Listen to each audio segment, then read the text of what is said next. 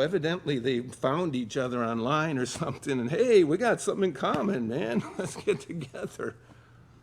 Because people are not honest and pure enough to follow God's original design, and wives were in danger of being put away without any recourse.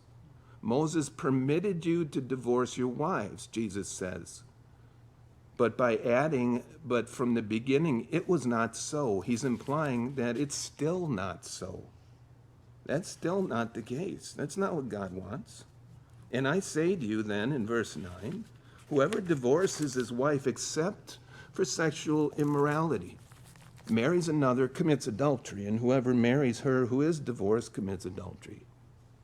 So Jesus makes one exception here, speaking authoritatively as the Messiah, the one greater than Moses. Yes, Moses permitted this, but I say to you, whoever divorces his wife except for sexual immorality. Now, this is interesting because it's commonly believed that the exception for divorce is adultery. But Jesus uses a very broad Greek term here, porneia. Incorporates any illicit sexual activity outside of the marriage bond, including adultery, of course, but it's a very broad term. One other exception is added later on by Paul the Apostle, 1 Corinthians chapter 7, verse 15, in the case of abandonment of a believer by an unbelieving spouse. So like someone gets saved while they're married and their unsaved spouse says, I don't want anything to do with your Jesus. I'm out of here, man. You're going crazy. Are you going to church all the time? If the unbeliever departs, let him depart.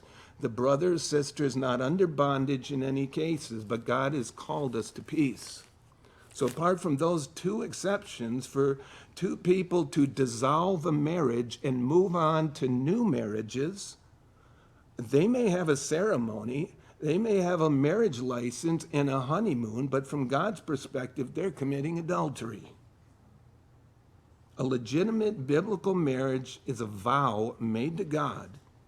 It's not entered into or broken by human beings' discretion, because it's not a human institution. The government doesn't determine what marriage is. Society or culture may come up with perverted forms of something they call marriage, but that spiritual, mystical union between a man and a woman known as marriage is God's creation, his institution, not man's. He makes the rules. And so entering into a vow to God to commit the rest of my life to another person better be entered into very carefully, better be considered carefully.